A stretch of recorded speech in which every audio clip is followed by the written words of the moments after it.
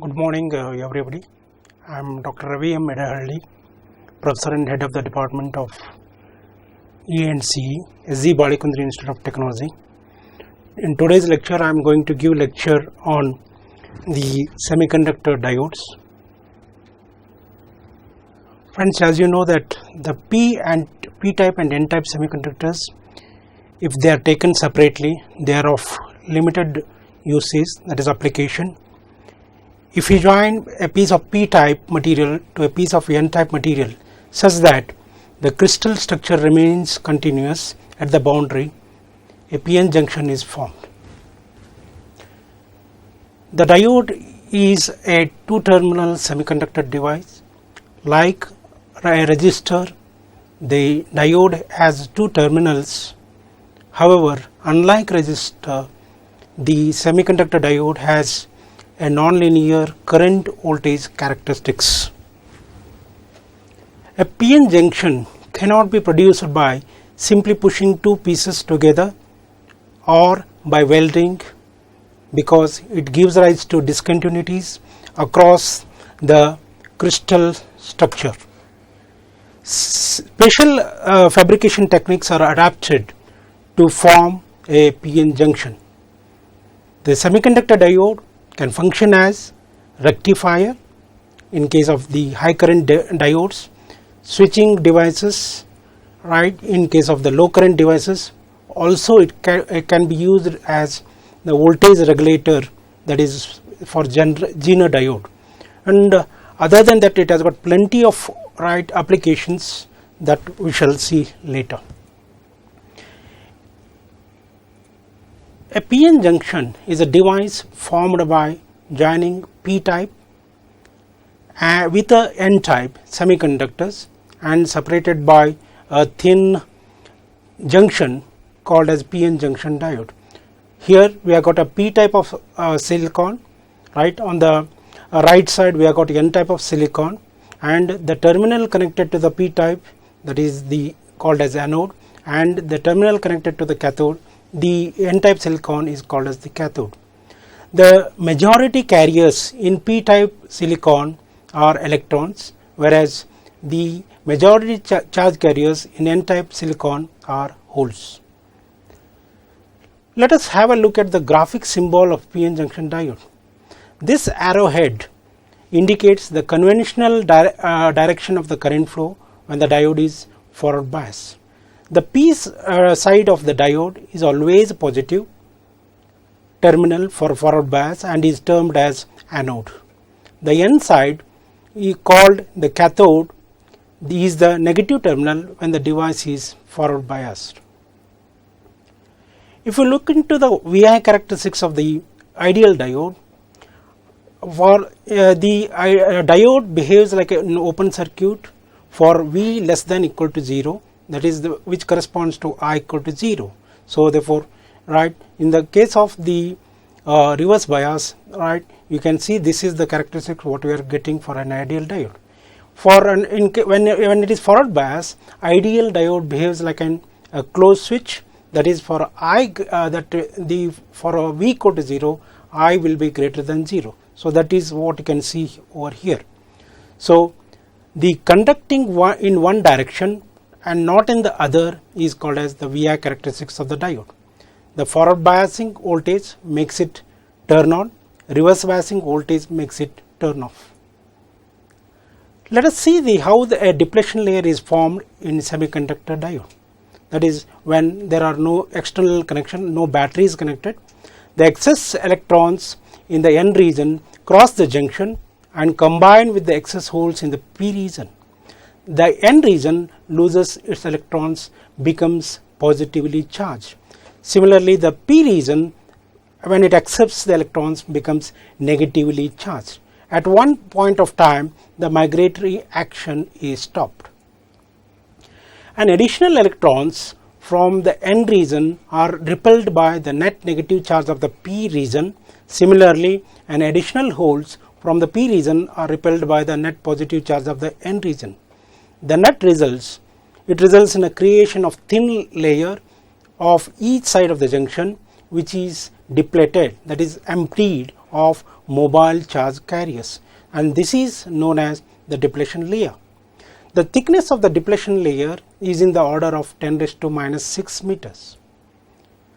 The depletion layer contains no free and mobile charge carriers, but only fixed and immobile ions. The width of the depletion layer depends mainly on the doping level. If both the layers P and N layers are heavily doped, then it results in a thin depletion layer.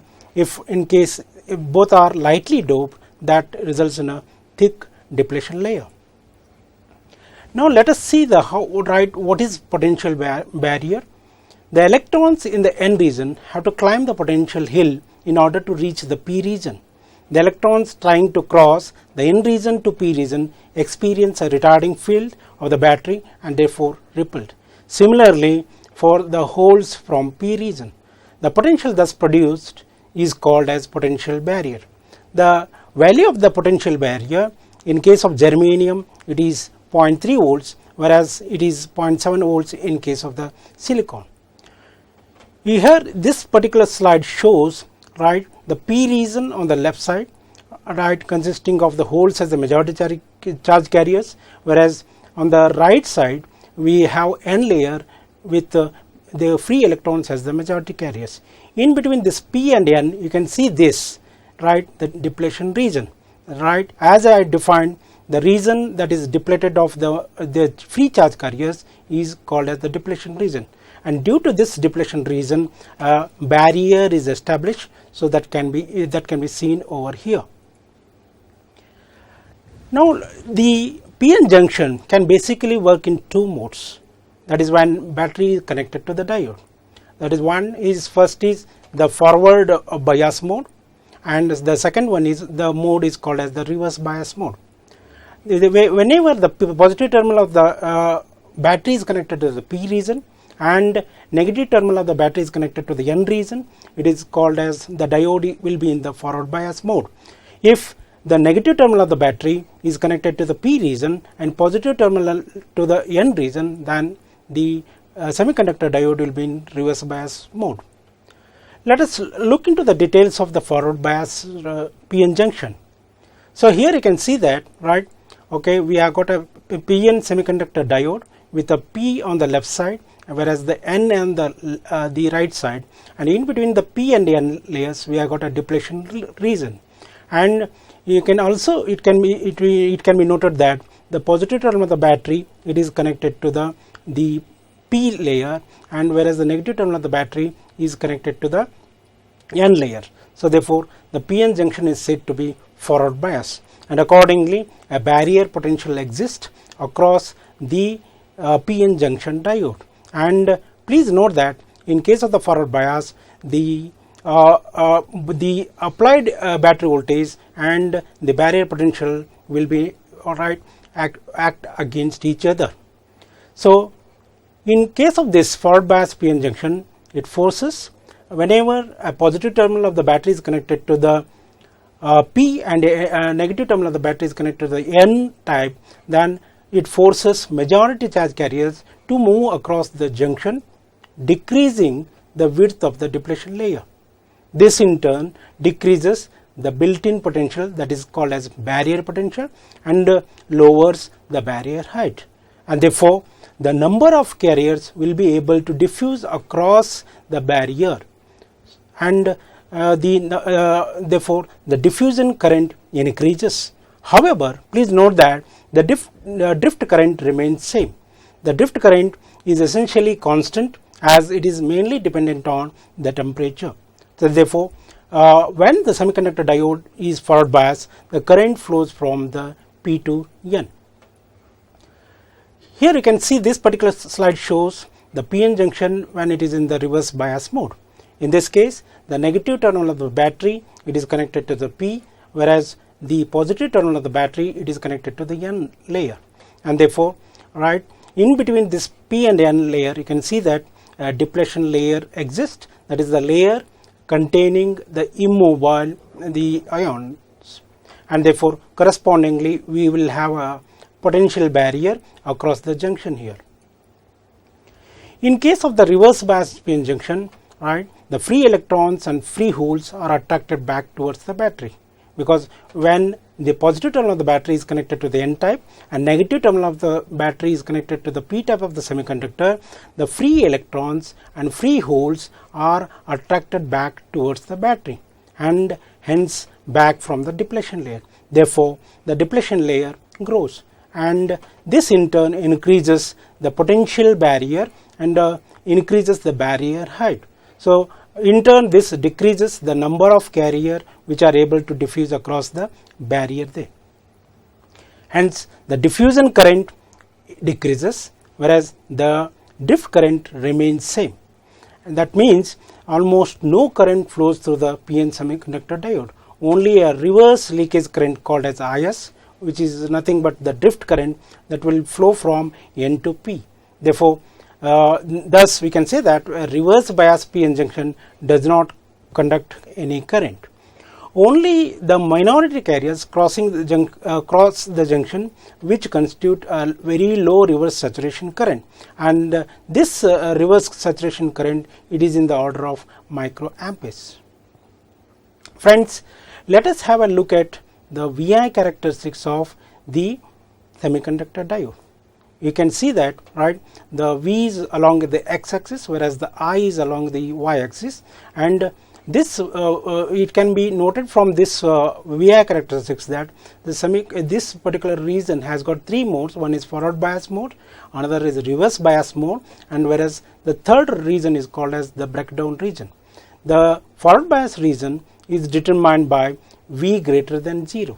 So, this is what you can see here. So, and whereas the reverse bias region, it is determined by minus Vzk less than V less than 0. So, that is over here, and over here, and the breakdown region, it is defined by V that is less than Vzk. So, that is what is you can see over here. So, finally, it can be noted from this VI characteristics that, right, there are three regions are there. One is forward bias region, right, defined by V greater than 0, then reverse bias region, that is defined by minus Vzk less than V less than 0, and the breakdown region determined by V less than Vzk.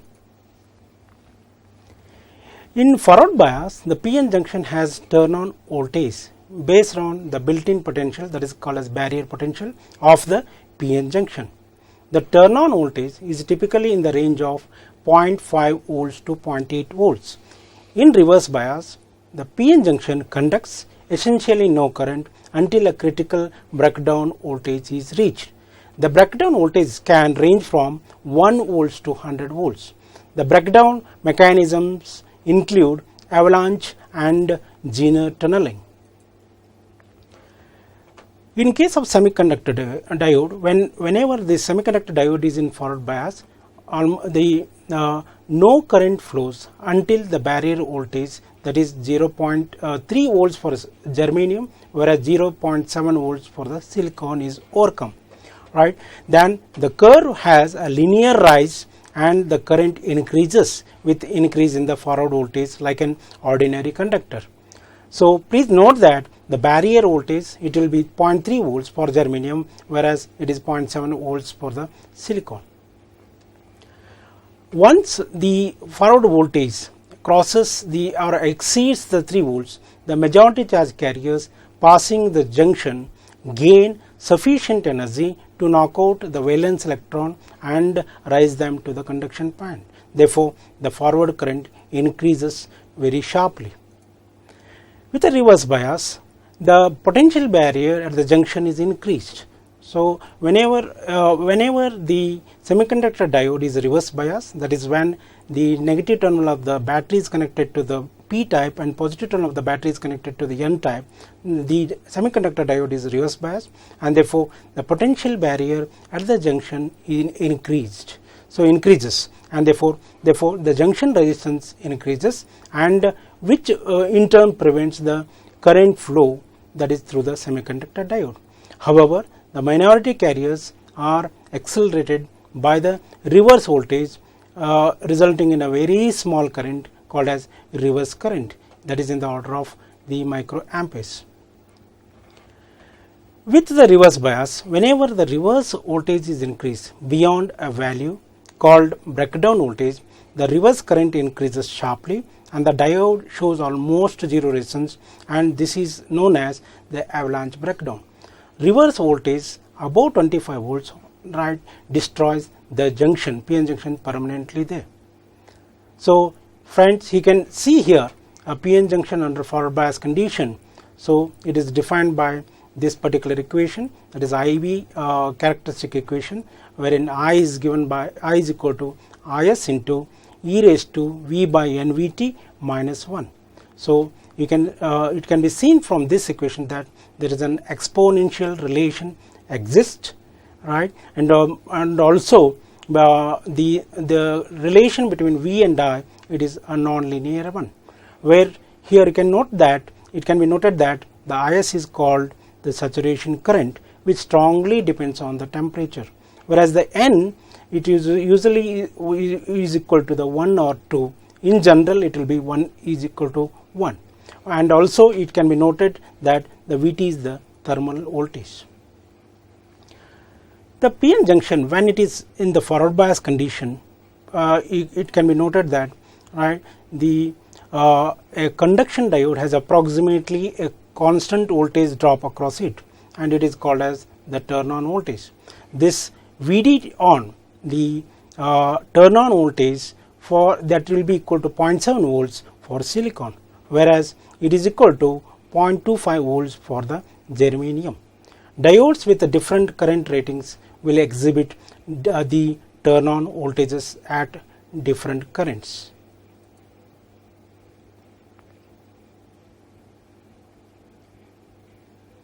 So therefore, finally you can note down that from this the VI characteristics, okay, there are three reasons of the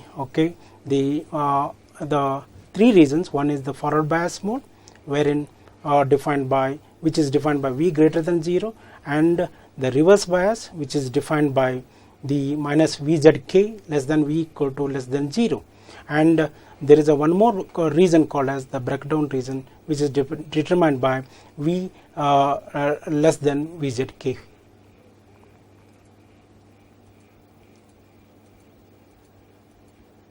Friends, now let us see some diode parameters over here.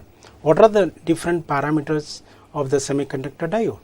There are 4 parameters. The one is called as the VR, the maximum reverse DC voltage that can be applied across the diode, whereas the second one is called as IR, that is called as the maximum current when diode is reverse bias with a DC voltage, and the third one is IF, the maximum average value of the rectified forward current, and the fourth one, it will be FM, the maximum operation or operating frequency of the diode here.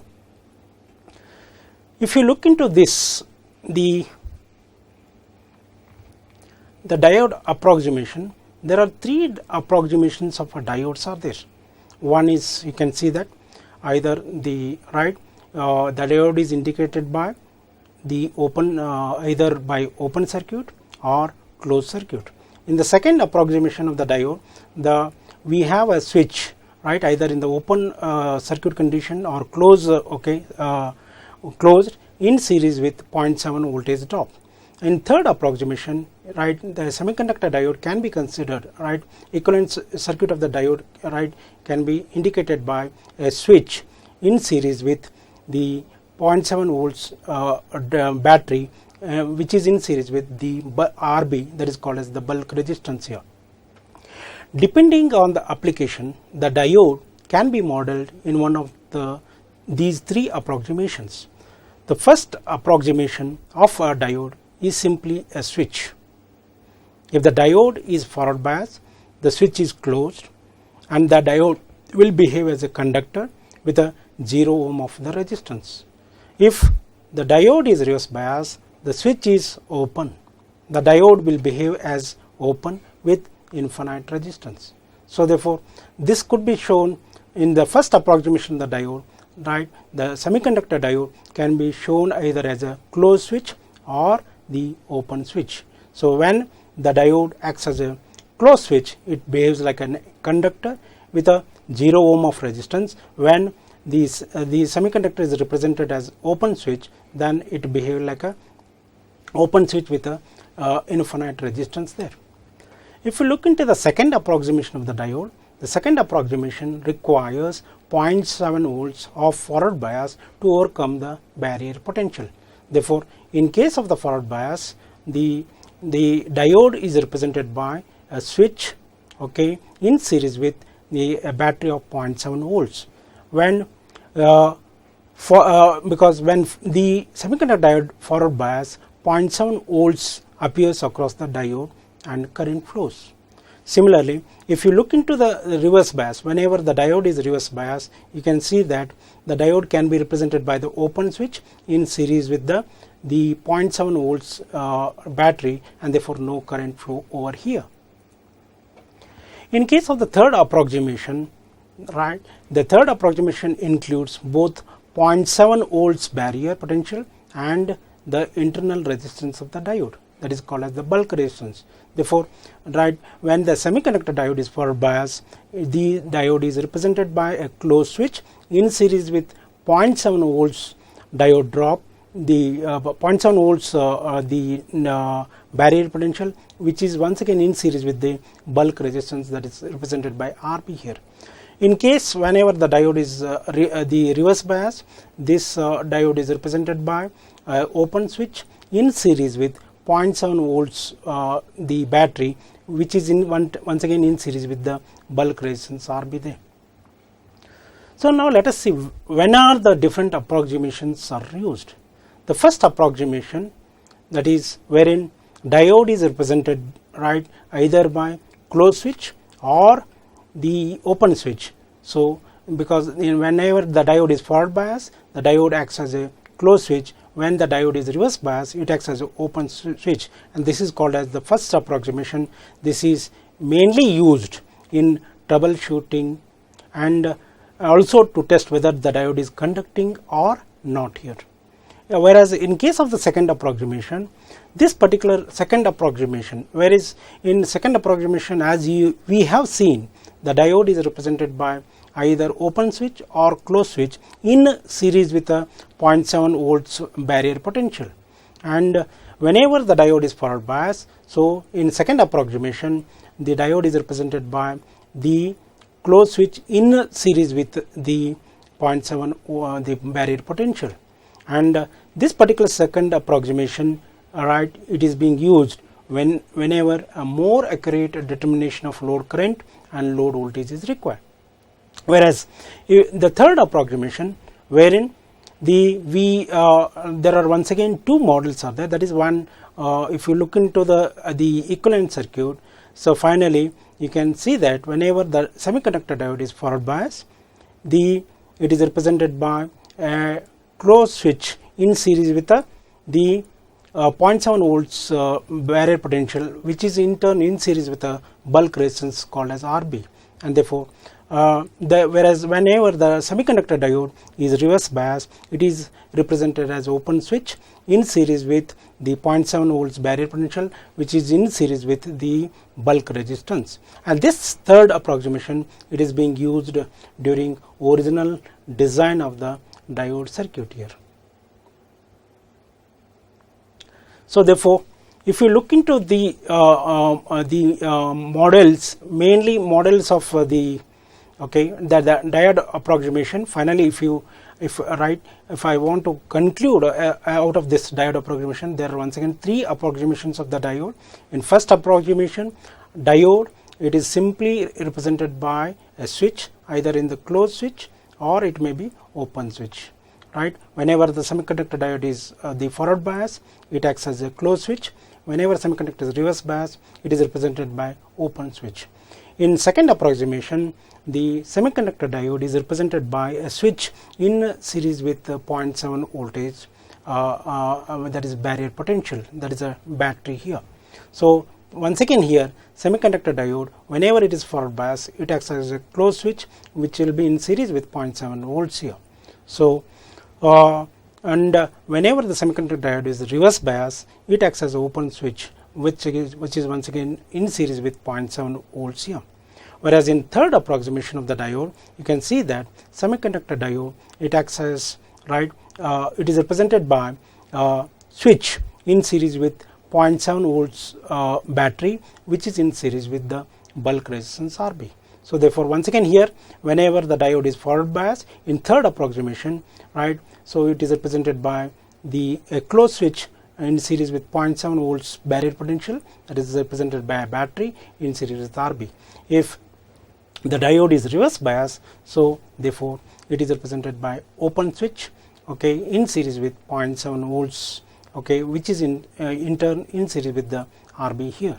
So therefore here you can say that finally, so the first approximation, it is being mainly used to troubleshoot, that is to know that whether diode is conducting or not, whereas the second approximation of the semiconductor diode, it is being used whenever a more accurate determination of the load current and load voltage is required. Whereas the third approximation, it is being used during the original design of the diode circuit here.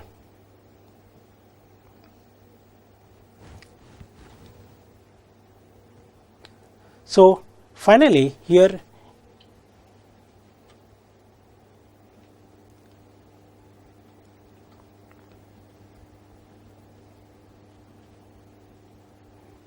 if you we have had a discussion with regard to, right, the mainly the what is p-n junction, that is p-n junction once again consists of a p type of type of silicon that is doped with either boron or aluminum, and with the n type of semiconductor, which is once again doped with the phosphorus, arsenic, right. So and which is separated by the thin junction, therefore it is called as a p-n junction diode here. And graphically it is represented by a diode, and in this case please note that the arrowhead, it indicates the conventional direction of the current flow when the semiconductor diode is forward bias here. And also we had a discussion with regard to VI characteristics of the ideal diode, right. So here whenever the ideal diode is forward bias, it acts as a closed switch. So therefore in that case, so whenever V is equal to 0, I will be greater than 0, and that is represented by this axis. And similarly this ideal diode, it acts as an open circuit whenever the open circuit, and that is the corresponding equation is V is less than 0. For V less than 0, I will be 0, that is represented by, that is this line along the voltage axis here. And also we have seen how the depletion layer is formed, right. So you can see that, right, as I have told you that this depletion layer, it is mainly because of the whenever the no connection, battery connections are made, so excess electrons from the n region cross the junction and combine with the excess holes in the p region, and the n region loses its electrons, so it becomes positively charged, whereas p region accepts the electrons and it becomes negatively charged, and therefore at one point the migratory action, it is stopped here. And because of this, what happens, an additional electrons from n regions are repelled by the net negative charge of the p region. Similarly, addition holes from the p region are repelled by the net positive charge of the n region. So net result is that this results in the a thin layer of each side, that is of the junction, which is depleted in the sense that emptied of the mobile charge carriers. That because this depletion layer, this is known as the depletion layer, it only consists of fixed immovable ions here, and the thickness of this depletion layer, it is in the order of 10⁻⁻⁶ meter. And this depletion layer, once again, it depends upon what the doping level of the p layer as well as the n layer. If the doping level of the both p and n layers are heavily doped, then it results in a thin depletion layer. If it is both are lightly doped, then it results in a thick depletion layer. Therefore, so the width of the depletion layer depends upon the doping level of the p as well as this. and therefore this particular depletion layer right, gives rise to one more term called as potential barrier, and this barrier, right, it is being produced, right, this mainly, okay, the electrons in the n region have to climb this potential hill in order to reach the p region here.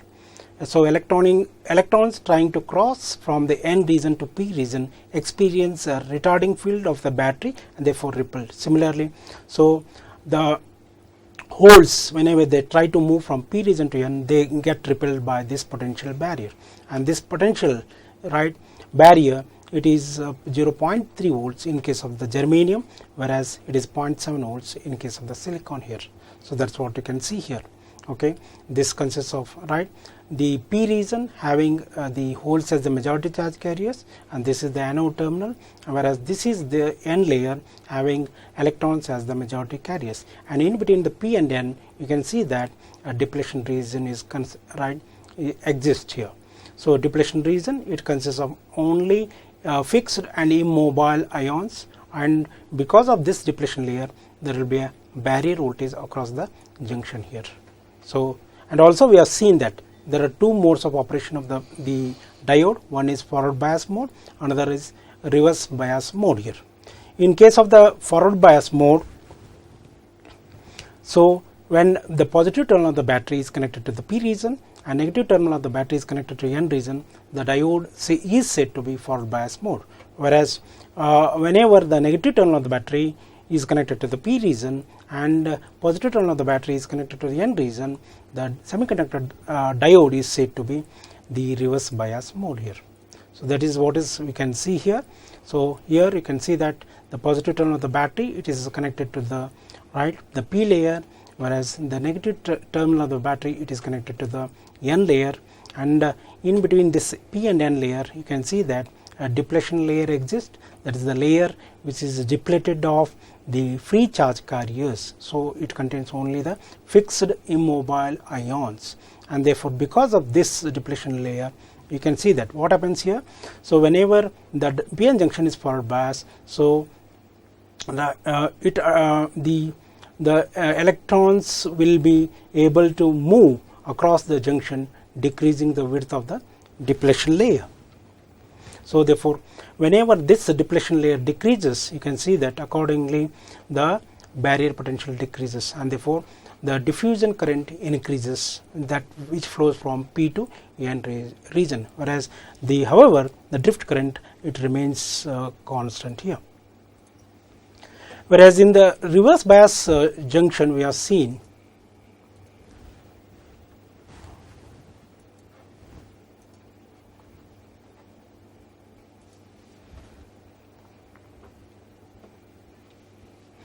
in reverse bias junction, we have seen that in reverse bias p-n junction, the negative terminal of the battery, it is connected to the p layer, whereas the positive terminal of the battery, it is connected to the, right, the n layer, and therefore what happens, so this battery, it will attract the holes from the p layer, and similarly it will attract the electrons from the n layer, and therefore the depletion region width increases, and due to the increase in the depletion layer, what happens, the barrier potential increases, and therefore the current that is flowing from p to n, which is due to the majority charge carrier, decreases, whereas the drift current, it remains that the same, because this drift current depends upon mainly the temperature here, and therefore in case of the reverse bias junction, so only minority carriers will be able to cross the junction, and which constitutes a very low reverse saturation current, and this reverse saturation current is in the range of the microamperes. So and also we have seen the VI characteristics of a diode. It consists of three regions. One is forward bias region, another is the reverse bias region, and third is the breakdown region. So as you see seen here, right, it may be seen from this that the forward bias region, it is defined by V greater than 0. So you can see that until the forward voltage reaches the cut-in voltage or threshold voltage, right, so the diode cannot conduct, so the current will remain 0. once it exceeds the threshold voltage, so what happens, there will be sharp rise in the current here. That is what you can see that in the forward bias region, whereas in the reverse bias region it is defined by minus VZK less than V less than 0, wherein the current is mainly due to the minority charge carriers, and it is in the range of microamperes, whereas the breakdown region, whenever the reverse voltage exceeds this the VZK, so there will be a breakdown, a large current will be flows through the junction diode here. So therefore you can see that the barrier potential or turn on voltage, or you can say that the threshold voltage, it varies from the material that is being used in case of in fabricating the PN junction diode. So in forward bias you can see that PN junction has a turn on voltage based on built-in potential of the PN junction. So therefore turn on voltage is typically in the range of 0.5 volts there. So it varies in the range of 0.5 volts to the 0.8 volts, whereas in the reverse bias the PN junction conducts essentially no current until a critical breakdown voltage is reached. The breakdown voltage can range from 1 volts to 100 volts, and this breakdown mechanism include avalanche and the Zener tunneling. So, and you can see that in case of VI characteristics, whenever the semiconductor diode is in forward bias, no current flows until the barrier voltage is overcome. Then this VI characteristic curve has a linear rise, and the current increases with the increase in the forward voltage like ordinary conductor. And above 3 volts, majority carriers passing the junction gain sufficient kinetic energy. So, and these majority carriers, they hit the other atoms, and they knock out the valence electron, and therefore the number of valence electron increases, So therefore the forward current increases sharply here, whereas we have seen that whenever the semiconductor diode is reverse bias, you can see that a potential barrier at the junction is increased, and junction resistance increases and prevents current flow. However, the minority carriers are accelerated by the reverse voltage, resulting a very small current, that is called as reverse current, which is in the order of microamperes here. So therefore if the reverse voltage is increased beyond a certain value called as breakdown voltage, then the reverse current increases sharply here, and the diode shows almost zero resistance, and this is known as the avalanche breakdown here. So therefore reverse voltage above 25 volts destroys the junction permanently here.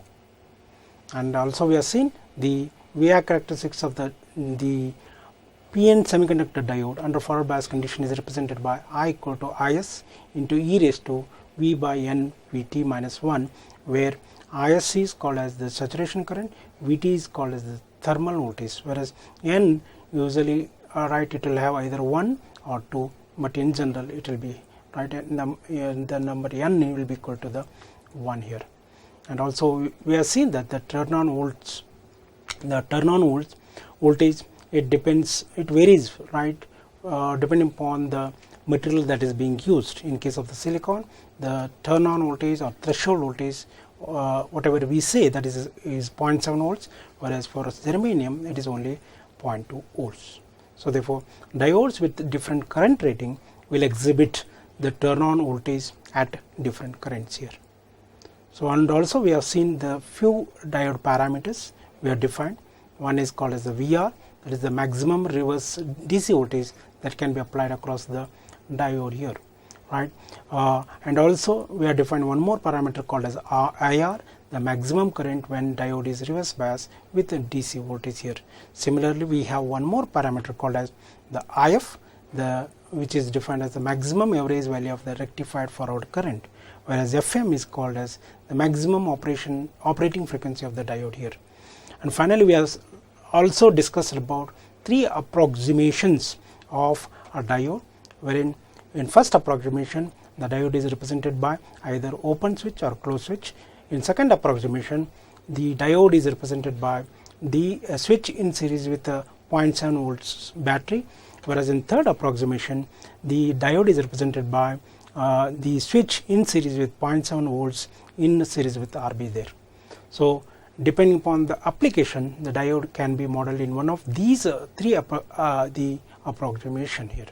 So in first approximation you can see that if the diode is forward biased, the switch is closed and the diode behave as a conductor with a 0 ohm of resistance here. If the diode is reverse biased, the switch is open and the diode will behave as a open with infinite resistance there.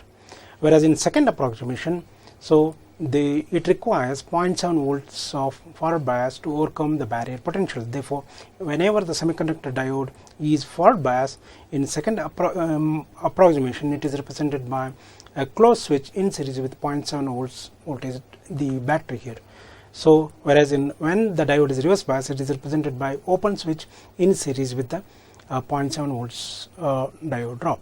So whenever the diode is forward bias, the current flows. When it is reverse bias, no current flows because the diode is represented by the open switch here.